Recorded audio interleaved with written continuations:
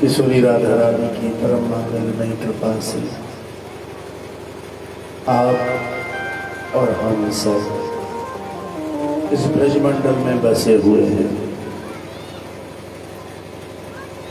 बड़े भाग्यशाली हैं वो लोग जो ब्रजमंडल के वासिंदे हैं। कितने लोग ऐसे हैं जो इस ब्रज में आने के लिए सालों से योजना बनाते हैं, हम ब्रज जाएंगे, हम ब्रज जाएंगे। सबसे पहला राधा रानी की एक के बाद एक कृपा हमारे ऊपर होती रही है। सबसे बड़ी कृपा किशोरी जी ने हमें मनुष्य बनाया है। दूसरी कृपा मनुष्य बनाकर भी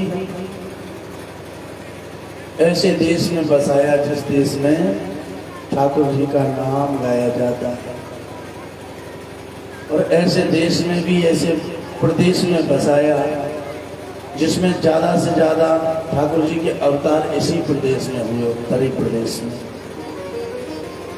और थोड़ा सा भाग्य हमारा उदय हुआ तो भगवान ने हमें, किशोरी राधा रानी ने हमें मथुरा डिस्ट्रिक्ट में बसाया जिसमें नंद की लाला है। किशोरी राधा रानी ने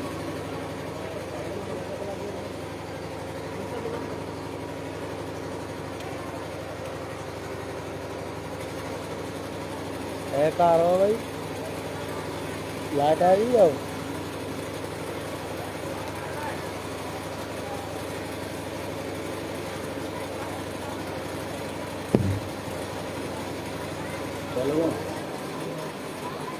और उसके भी बाद और सद्भाग्य हमारा हुआ कि मथुरा में भी अपन ब्रजमंडल में भी निवास कर रहे हैं।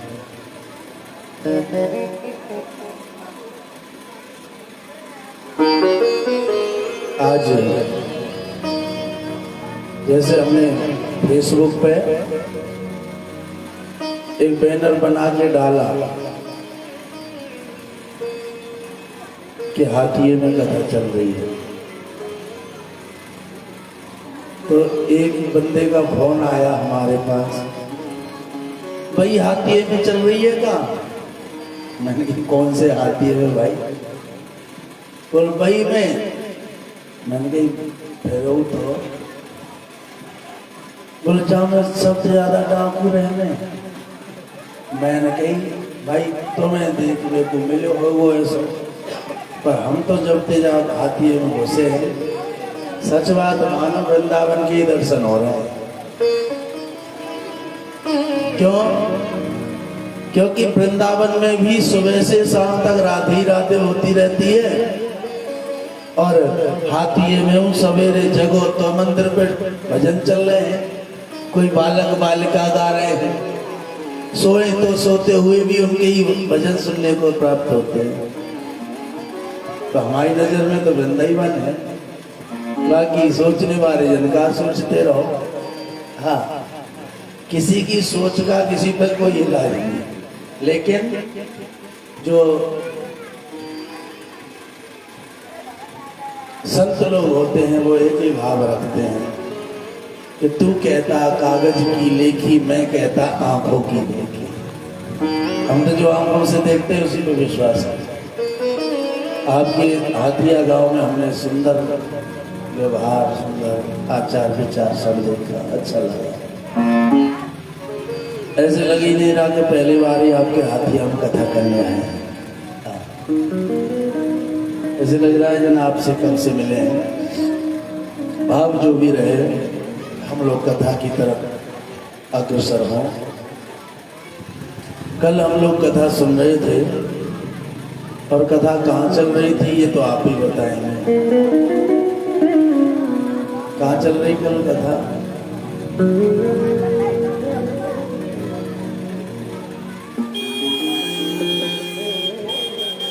ये जो बच्चे आगे बैठ के बात कर रहे हैं, इनको या तो पीछे कर दो या घर भेज दो। कोई भी बात ना करे पंडाल में। हरिलाल ये स्वामी बैठी का है, जब वही थे बतरा रही है, आई कहा जब थे बात मत करो, बतरानो तो अपने घर चली जा। पंडाल में बैठ के बिल्कुल बात मत करो। कल हमारी कथा चल रही थी कि जिसने संतों के साथ उद्दंडता की, उसे आज नहीं तो कल दंड जरूर मिला। राजा परीक्षित सम्राट है, चक्रवर्ती सम्राट, लेकिन उन्होंने भी एक महात्मा है जिनका नाम है श्रमिक ऋषि, उनके साथ उद्दंडता की। और महाराज जब उद्दंडता की तो उसका दंड उनको ये मिला कि उनके पुत्र ने उन्हें श्राप दिया, इति लंघित मर्यादा तक्षको सप्तमे है। जिसने संत का अपमान करके मर्यादा का उल्लंघन किया है, मर्यादा को तोड़ा है, उसे आज से 7वें दिन, कोई बात, उसे आज से 7वें दिन तक्षक नाम का सर्प डस लेगा। अब किन्हीं संतों ने प्रश्न किया, क्या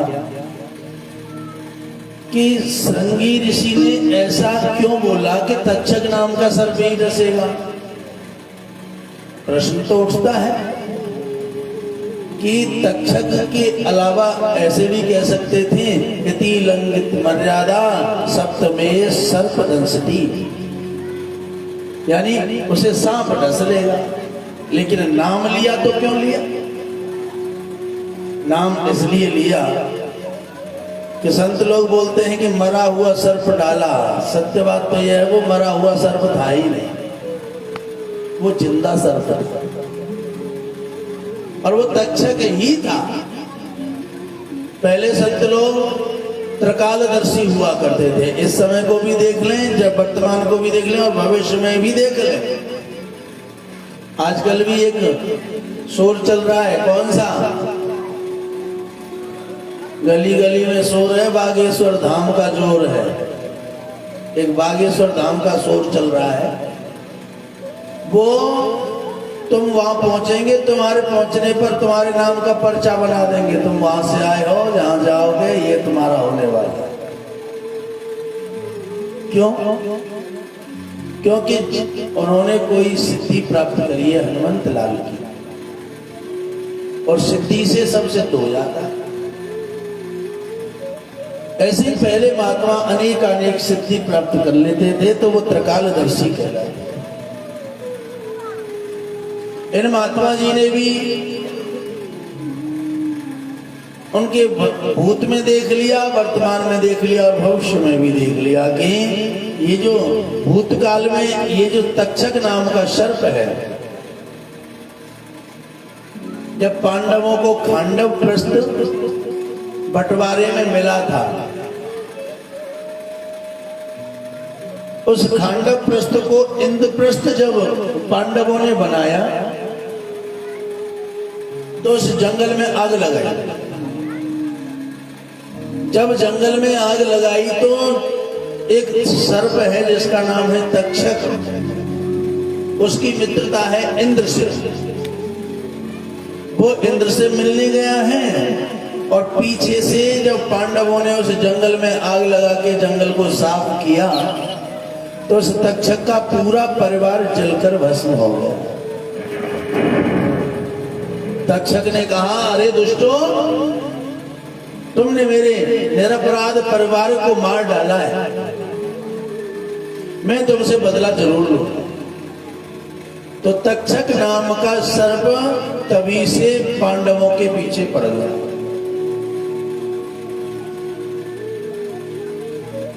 तो पहले तो तक्षक ने कर्ण के बाण पर बैठकर अर्जुन को मारना चाहा। देखो तुम बाण तो मार ही रहे हो, तो इस बाण पर बिठा के मुझे छोड़ दो, मैं डस लूंगा उससे जाकर। तक्षक इतना जहरीला सर्प था।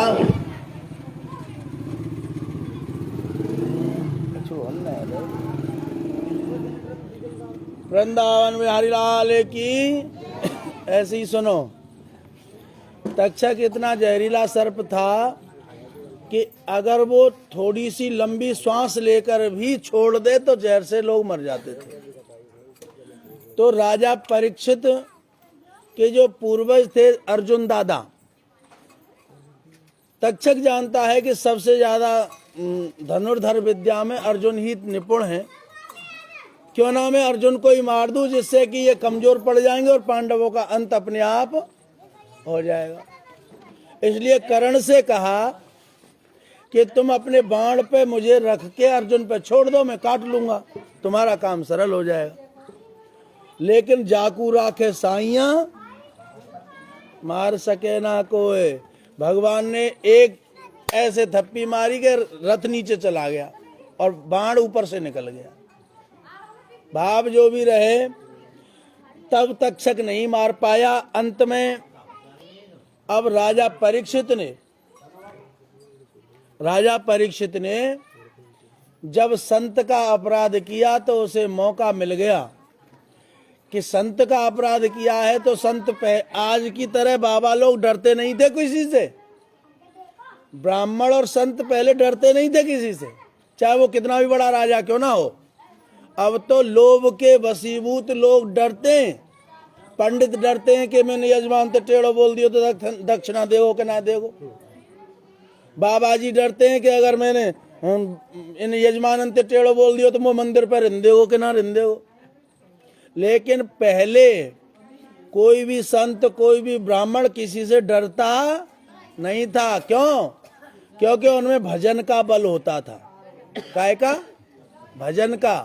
आजकल ना तो ब्राह्मण भजन कर रहे ना संत भजन कर रहे, इसलिए वो यजमानों से उल्टे डर रहे हैं। तो उस समय संतों से राजा भी डरते थे।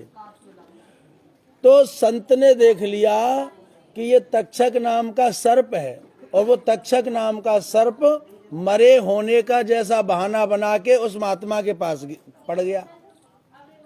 और तक्षक को ही उसने मरा हुआ समझ के और उसके गले में डाल दिया।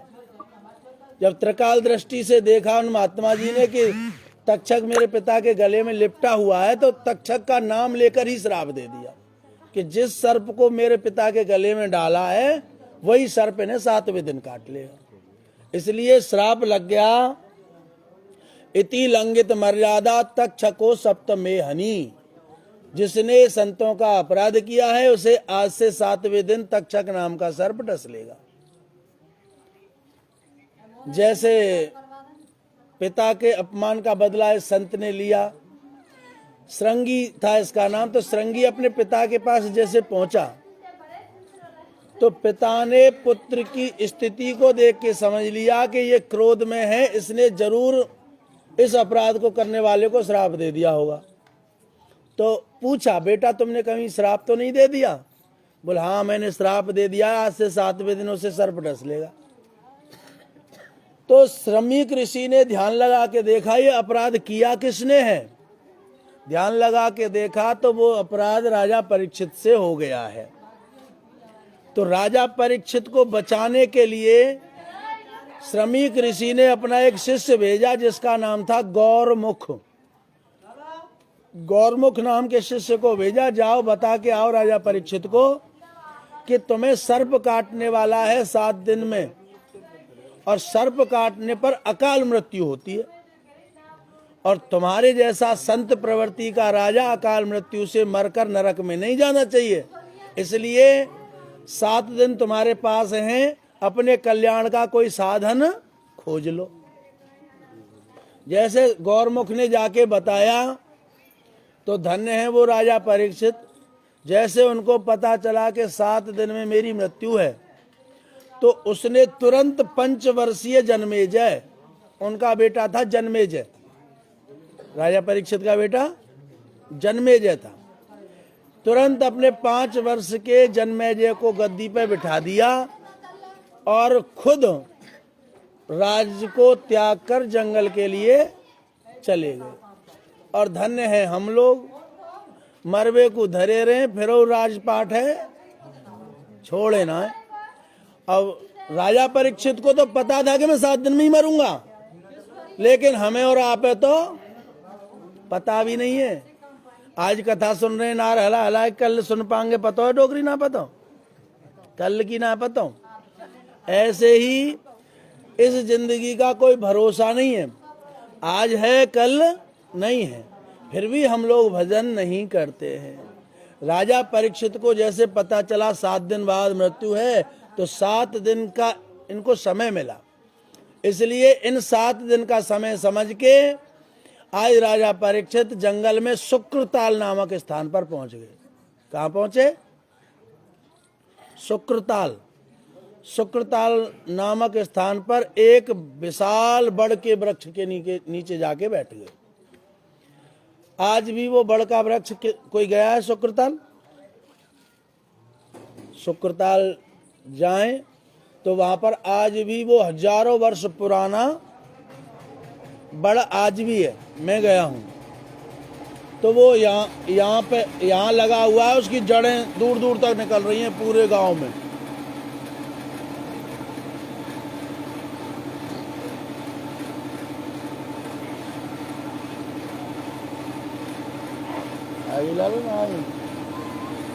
चला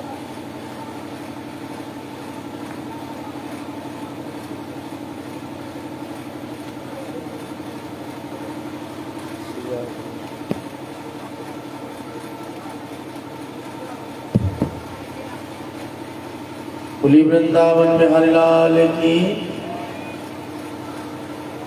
शुक्रताल नामक स्थान पर राजा परीक्षित एक विशाल बड़ वृक्ष के नीचे जाकर बैठ गए। लेकिन अब ये सोच रहे हैं मेरा कल्याण कैसे होगा। लेकिन धनवंता के पास गुणवंता अपने आप आ जाते हैं। ये सत्य है, हमारे बुजुर्ग लोग बोलते हैं, ये सत्य बोलते हैं। धनवंता के पास गुणवंता अपने आप आ जाता है। अब राजा परीक्षित कोई साधारण गरीब आदमी तो है नहीं, वो तो राजा है, वो भी चक्रवर्ती सम्राट। इसलिए जिस जिस महात्मा ने, जिस जिस विद्वान ने सुना कि राजा परीक्षित को श्राप लग गया है, तो वो अपनी समाधि तोड़कर राजा परीक्षित के पास चले आ रहे हैं। दूर दूर से संत इकट्ठे हो रहे हैं।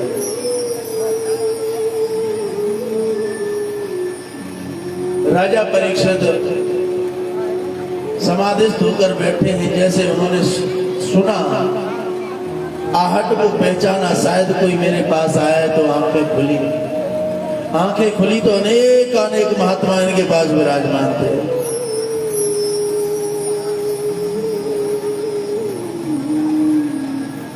संत महात्मा कहने लगे, राजा हमने सुना है तुम्हें 7 दिन में सर्प काटने का श्राप लगा है। हमें इतनी सामर्थ्य है, 1 साल हम लगातार कथा किसी को सुना दें, चर्चा किसी के साथ कर दें, तो उसे भगवान की प्राप्ति हो जाती है। एक कहने लगे जी हम तो 6 महीने में प्राप्ति करा देते हैं।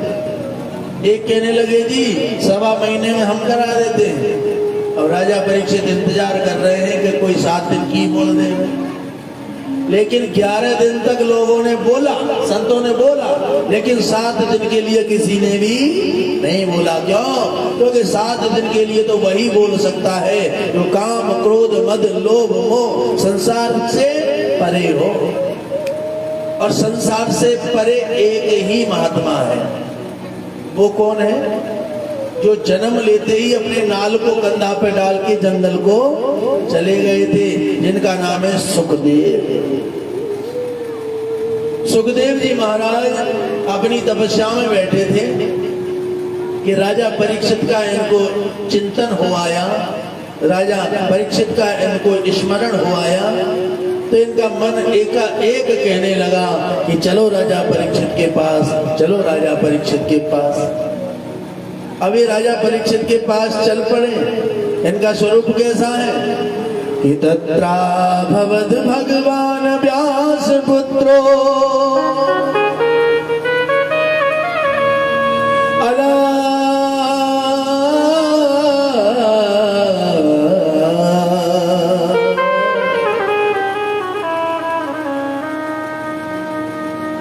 अब चलिए भटक जा रही है। चला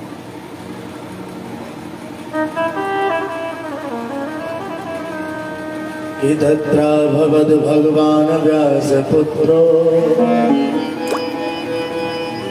यत्र क्षया गावट मनो अपेक्षा अलक्ष लिंगो निलाव तुष्टो प्रत्यस्य बालैर्ववधूत वेशा।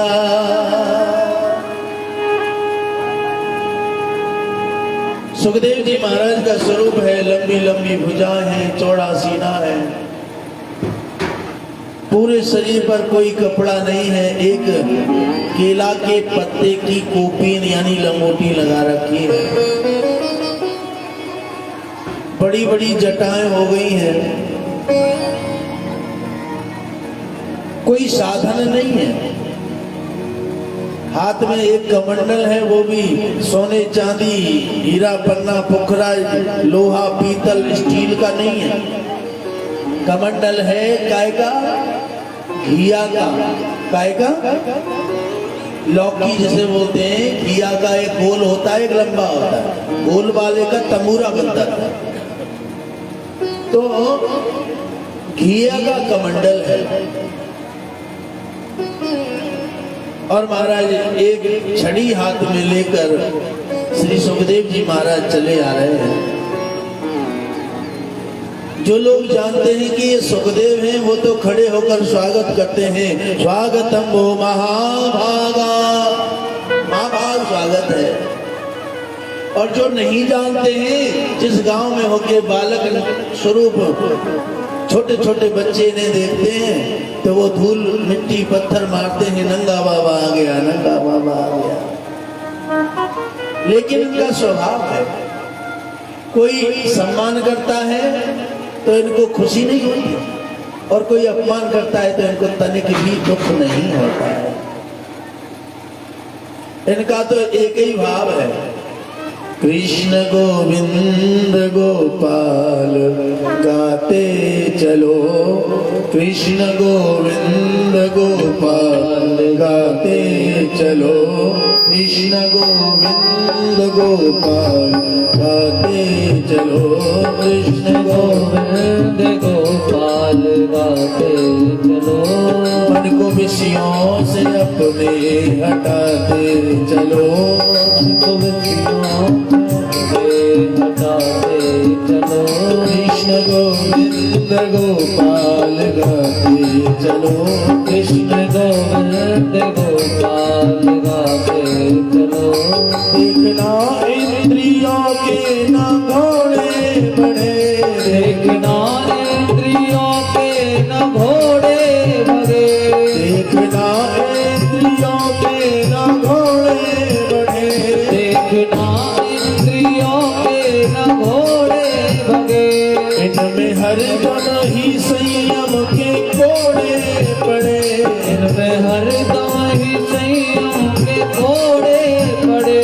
अपने रथ को समार्ग लगाते चलो, अपने रथ को समार्ग लगाते चलो, कृष्ण गोविंद गोपाल गाते चलो, कृष्ण गोविंद गोपाल गाते चलो। तेरी विनती सुनेंगे कभी ना कभी, तेरी विनती सुनेंगे कभी ना कभी, श्याम दर्शन तो देंगे कभी ना कभी, श्याम दर्शन तो देंगे कभी ना कभी, कृष्ण दर्शन तो देंगे कभी ना कभी, कृष्ण दर्शन तो देंगे कभी ना कभी। श्याम को अपना सर्वस्व लुटाते चलो, श्याम को अपना सर्वस्व लुटाते चलो, कृष्ण गोविंद गोपाल गाते चलो, कृष्ण गोविंद गोपाल गाते चलो, कृष्ण गोविंद गोपाल गाते चलो, कृष्ण गोविंद गोपाल गाते चलो। श्री सुखदेव जी महाराज चले जा रहे हैं और महाराज चल के पहुंच गए वहां जहां सभा जुड़ी है, जहां पर अनेक कला आवाज सही ना,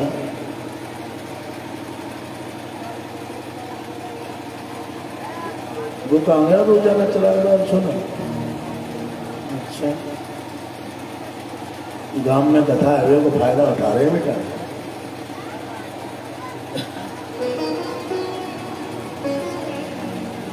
तो महाराज थोड़ी को ज्यादा कर रहा है, बिल्कुल हल्की रिपीट रखो इनको कम करो। आज राजा परीक्षित के पास जैसे सुखदेव जी महाराज पहुंचे, सुखदेव जी महाराज को देखकर अनेक महात्मा खड़े हो गए, सब स्वागत करने लगे। जैसे इन महात्माओं ने स्वागत करना चाहा, इनको देखकर राजा परीक्षित को भी लगा अच्छा राजा परीक्षित जानते नहीं है कि यही सुखदेव है। राजा परीक्षित ने जब महात्माओं को खड़े होते देखा तो राजा परीक्षित भी खड़े हो गए। अब कहीं कोई हमारे बीच में बड़ा आदमी आवे, हम उसे जाने ना तो हम काना भुस्सी करते ना, कौन है भाई। ऐसे ही राजा परीक्षित ने भी पूछा ये कौन है। एक महात्मा जी ने कहा यही वो संत हैं जो तुम्हारा कल्याण कर सकते हैं। कौन है? बोले ये है श्री सुखदेव जी महाराज जो जन्म लेते ही जंगल को चले गए। अब तो राजा ने कहा इतने बड़े संत आए हैं, बड़े बड़े थालों का आदेश दे दिया, बड़े बड़े थाल सजा के लाओ, महात्मा जी का स्वागत करना। एक महात्मा जी ने कहा सुनो सुनो राजन, इनका ज्यादा स्वागत ना करो। अगर तुम स्वागत के चक्कर में पड़ गए तो स्वागत ही स्वागत में समय निकल जाएगा और ये बाबा भाग जाएगा। क्यों? क्योंकि सुखदेव जी का नियम है